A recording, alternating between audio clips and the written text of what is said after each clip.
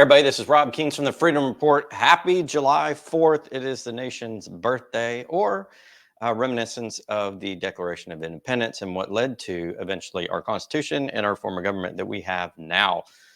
Had a great time last week. We went out to Philly and also went out to New York with the kids.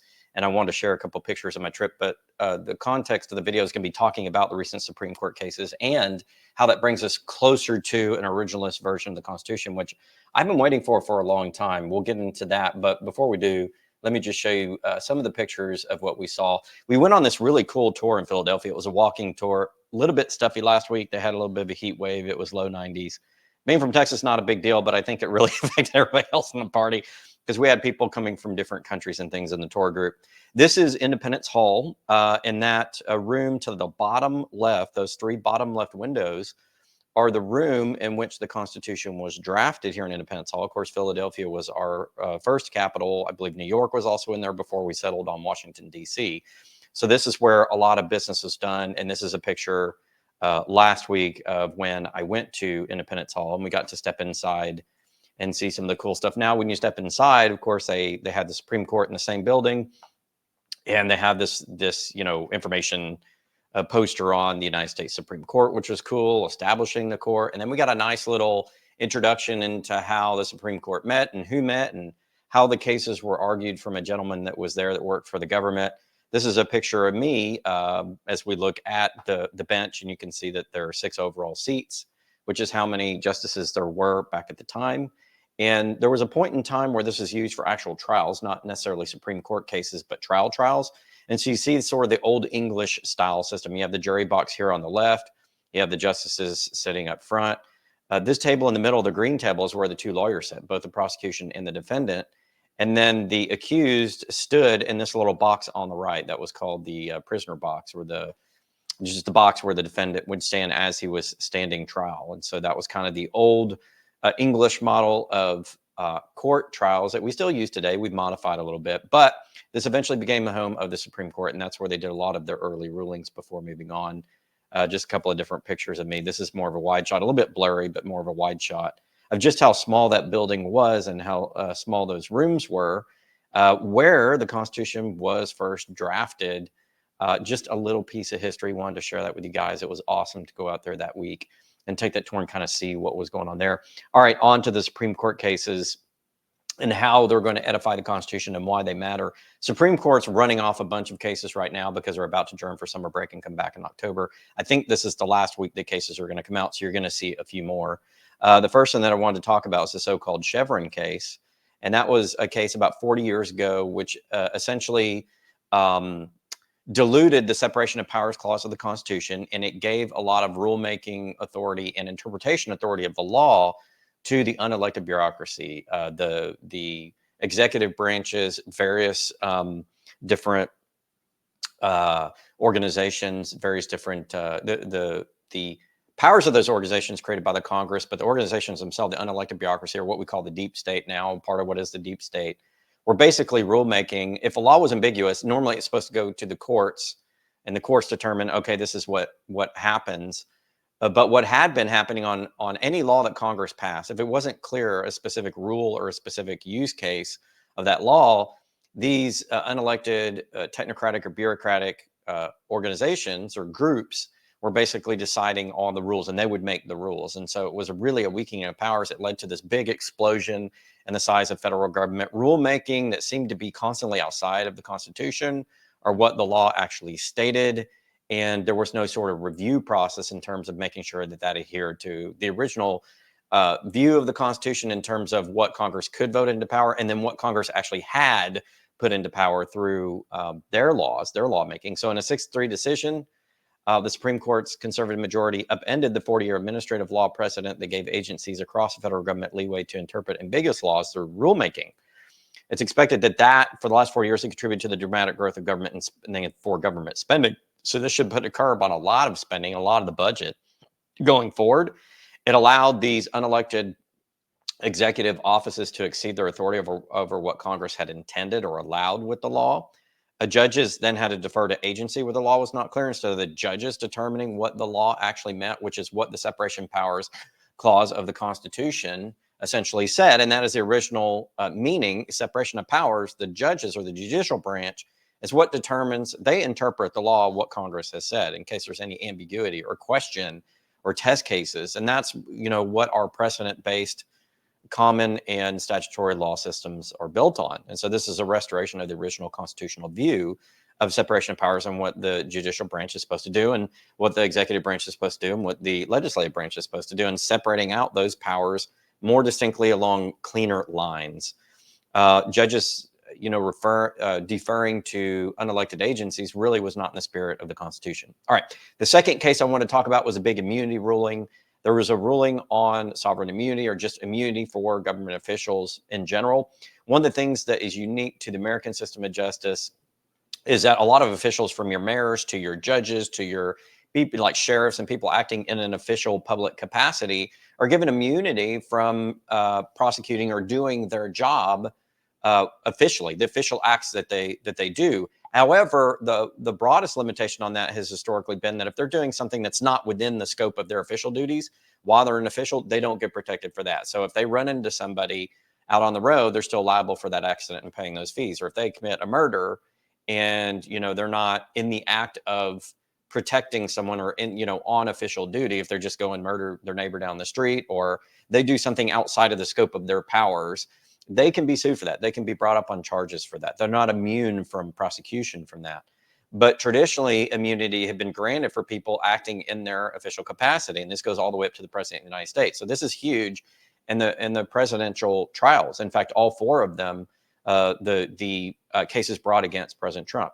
So the historic ruling from the High Court said that Trump enjoys absolute presidential immunity for his core constitutional powers. That's the powers given in the Constitution to that position, but that he enjoys no immunity for his unofficial acts, and not everything the president does is official. So just because he's president, again, doesn't mean he can go out and murder somebody, doesn't mean he could go out and burn down a building without consequence, or maybe something lighter, does something that maybe he believes is within his powers, but it's not specifically in there, and there's no precedent for it. And then you look at it and say, well, could he be prosecuted for that? Yes, he can. So it restored the original constitutional view on immunity instead of allowing anybody to sue any public official for anything that they wanted. And the reason this is important in our system is because if a sheriff has to go out and serve a warrant, or has to serve an eviction notice, he needs to be protected in doing that because that's part of his official duties. If a judge issues a ruling that's not popular, you can't just sue him for issuing that ruling. That's what he's supposed to do. That would undermine our constitutional system and our checks and balances system. Now, if a judge or sheriff or a police officer or somebody along those lines does something outside of their official duties, or does something that may be protecting their official duties, but it's not in the course of official business, they're doing it on a personal standpoint, they're not protected. And so it doesn't give absolute power. A lot of what the media is, especially the left side media, but some of the right as well, is complaining about this immunity ruling, is that they think that it gives the president or any public official absolute authority in all cases. And it doesn't. The court was very clear in their opinion on this, and it adhered to the original vision of what immunity was. So it just restored that. And the reason that's important is because we do need our officials to act in their official capacity without worrying about constantly being sued or prosecuted or impeached or whatever for doing what's in their power. Now, can this still lead to people abusing that power in certain ways? Absolutely. But there are some review processes. There's impeachment in Congress and with the president. There's judicial review and things like that. And we do have multiple layers to the court system. So there are ways in which you can test or rebuke or examine something that's come out of a public official's office. But there are processes for that. It's not just anybody can sue that person and kind of gum up the system or make them afraid to do their job. If somebody's got to do their job, you got to protect them in doing their job, because they're still a human being. They're still physically and emotionally vulnerable, like any of us would be. They're just acting in official capacity. So there needs to be some protection there. And this really just sort of clarified that. And I think that's important, that you can't just use lawfare to go attack anybody that may be, especially for political reasons, it may have a different view on you, and you just want to get them out or prosecute them, or even put them in jail, like what's happening to the president and may happen to other, officials in the future. You don't want good officials to afraid to serve in their positions because they can be constantly attacked. So I do think that there's some value in immunity as long as it's not taken too far. And there needs to be probably a bit of strengthening in the laws around making sure that when an official is acting outside of their public duties, that there are processes there available that are more immediate and more accessible. I think there could be a little bit of strengthening of that for those that are worried about official abuse of power. But I do think that this is a good thing for the country and for those officials, that we need to be able to do their jobs. All right, the next big one is the January 6th riot or insurrection, quote unquote. I don't think that's what it was, but that's what's been labeled in the media, so that's what we're referred to it as. Those defendants were handed a huge win on obstruction of justice. So the Department of Justice had been prosecuting them on a rule which really had to do with document tampering and handling of documents that they were using to say you're obstructing justice in the act of decertification of the presidency, which wasn't how that a rule or that law was originally intended. So they were stretching that to cover something else. Again, it was a bureaucratic agency, the Department of Justice, trying to, if we relate it back to the Chevron case, interpret a law more broadly so that they could use that to prosecute people that they said had been inciting insurrection and obstructing the certification of an election. Well, the Chevron case has weakened that, and also a separate, it's weakened that because it weakens ability of Department of Justice to make that case, but also this J6, this obstruction of justice, a separate ruling by the Supreme Court also weakens the case against the J6 defendants. And it says here, the court narrowed one specific charge, obstructing an official proceeding, that the DOJ had relied on more than 300 J6 cases, including Trump's, Axios reports. This charge has been used almost exclusively to prosecute white-collar crimes like evidence tampering. However, the Department of Justice tried to apply it to J6 defendants, arguing that the riot was an attempt to obstruct an official proceeding, that being the certification of the 2020 election. The court on Friday said that prosecutors would now need to show that a defendant interfered with documents, records, or other material parts of an official proceeding. They also sent the case back to the lower court to reassess the January 6 cases in light of the new test. So they were just reaffirming what the law had already stated. They weren't constricting the law more constrictive than it had been in previous judicial decisions. But because of Chevron and because of this case, it does reduce the power of the Department of Justice to just use any law on the books that they want to go after people they think are doing something that they don't want or they think could be unlawful. Now, this is also important in terms of peaceable assembly, because a lot of what the J6 was people of peaceable assembly. Not everybody was storming. And as you saw in follow-up footage from that whole issue, there were a lot of officials letting people into the building and talking and handshakes. And so it wasn't really as violent as the media had originally interpreted. A lot of that video has come out. And so I think that the appetite for people being prosecuted, first of all, in that particular case was weakened. But in the bigger scheme of things, it enhances ability of people to protest, because protest is an important right of the citizenry. And it's going to weaken the Department of Justice or anybody, maybe even local police departments or whatever, from just saying, I don't like the fact that you're here protesting. I'm going to turn this into something that it's not. I'm going to make it seem worse than it is, and then I'm going to prosecute you. Well, we need the ability to protest, and that's important. And not just for the J6 guys, but for all of us as citizens. Protest is an important part of our process. I previously had criticized some protests because I felt like they were goofy and not in the spirit of what protesting was. They were ineffective, or there were paid protesters. There were people that went and didn't know what they were protesting. They were kind of false protests, or part of it was false protests, or they were attacking the police, which I thought the police are there to help you and allow you to protest. That's stupid. So I think that this kind of clarifies a lot of things around the right to protest. And hopefully the protests that we will have will be more protected. And even if they're goofy and they're not really protesting, or they're paid protesters or whatever, I still think that you have to protect the right to protest. And then people have the right to decide whether they take that protest seriously or not. We still have that right. Okay, last one I want to talk about is sleeping ban on homeless. In a 6-3 decision, the High Court reversed a ruling by deeply liberal San Francisco-based appeals court. This is a quote from the article, not my quote, that found outdoor sleeping bans cruel and unusual punishment. And that includes California, which is home to 1/3 of the country's homeless population. So California has 1/3 of the homeless population. The court ruled that you couldn't evict the homeless from these tent camps. The local authorities, which is their right, local townships and cities have the right to handle a homeless problem. This is not federal, and this shouldn't be a state level thing either. This should be a city by city, township by township thing. This reinforces our right to basically evict the homeless and handle them the way that is lawfully their right to do it. And that's important because, especially in a state like California, 1/3 of all the homeless in the United States, that's amazing. That probably has a lot to do with their socialist policies and things. And at some point that needs to be cleaned up. Now, we definitely want to create jobs so people don't have to be homeless, deal with the mental health issues and stuff like that. I'm 100% in favor of that.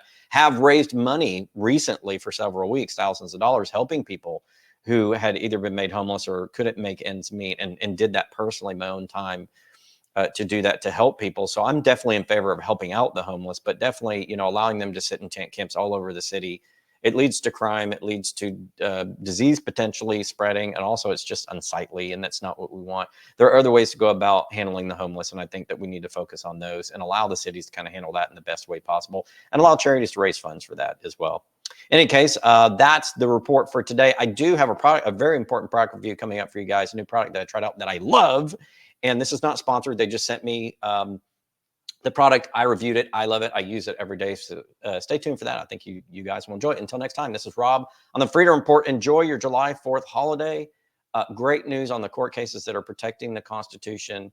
And also just a reminder to be thankful for everything you have. Be humble and be thankful for everything you have. We still live in the greatest country in the world with the greatest amount of freedoms. And the democratic process is still alive. We still have a Constitution, and we should all celebrate that here on America's Independence Day. God bless and good night. Hey guys, this is Rob with the Freedom Report, and I've got a product recommendation for you. That is the Raycon Everyday Earbud, as you can see here. These are great little earbuds for doing anything. I use them when I work out, I go jogging and things like that. And the reason I want to recommend them is because at the price point they have superior quality. Some of the quick specs on these are that they last up to 32 hours. They're lightweight.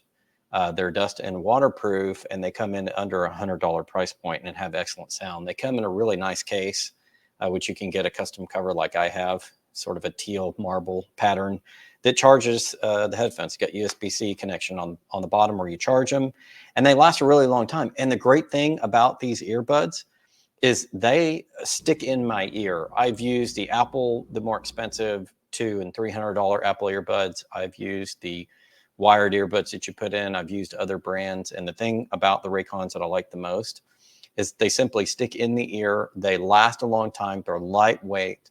They have fantastic sound quality for the price point. I was shocked at how good the sound quality was when I put these in. It's louder than earphones that I paid a lot more money for. While being lighter weight, I almost forget that I have them in my ear when I'm using them. And they're just so great. And the cool thing about them is, look at the design. It just fits really nicely in the ear, and it fits really nicely in the case. When you're ready to charge it, you just kind of pop it in like that.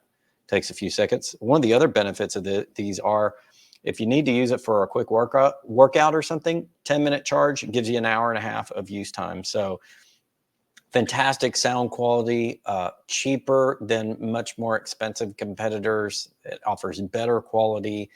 And I'm pleased as punch with these. I'm so glad that Raycon sent me these to use. I've been using them the last few days as I'm going shopping, as I went jogging this morning. I went to the batting cages. I've been using them for everything, listening to music, to podcast, to everything. I've really enjoyed these. And I've been looking for a wireless earbud that I would want to hold on to and that will replace the old Apple ones that basically had given out after I used them. And these fit better, sound just as good, and they're much more affordable. So I'm recommending these two. These are Raycon earbuds. You can go to Raycon for a limited time and get 15% off. Look in the description for a link in order to do that. Hope that you guys, enjoy this review.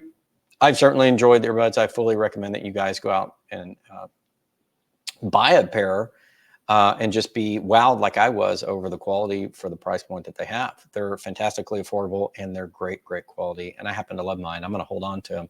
They're not getting them back. Okay. Thanks, guys.